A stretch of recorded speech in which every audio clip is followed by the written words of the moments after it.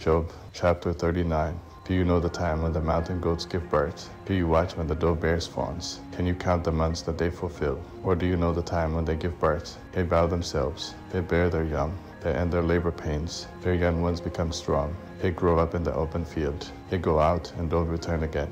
Who has set the wild donkey free, or who has loosened the bonds of the swift donkey, whose home I have made the wilderness, and the salt land his dwelling place. He scorns the tumult of the city, neither does he hear the shouting of the driver. The range of the mountains is his pasture. He searches after every green thing. Will the wild ox be content to serve you, or will he stay by your feeding trough? Can you hold the wild ox in the furrow with his harness, or will he till the valleys after you? Will you trust him because his strength is great, or will you leave to him your labor? Will you confide in him that he will bring home your seed and gather the grain of your threshing floor? The wings of the ostrich wave proudly, but are they the feathers and plumage of love?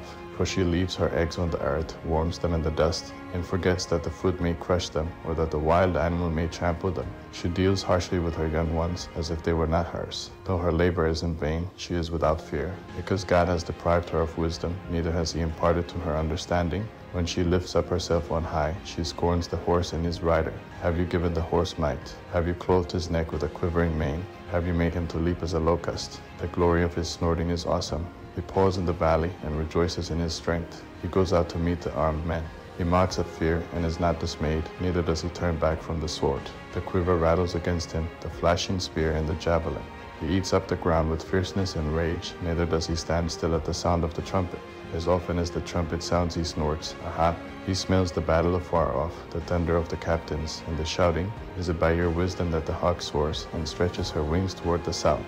Is it at your command that the eagle mounts up and makes his nest on high? On the cliff he dwells and makes his home, on the point of the cliff and the stronghold. From there he spies out the prey. His eyes see it afar off. His young ones also suck up blood. Where the slain are, there he is.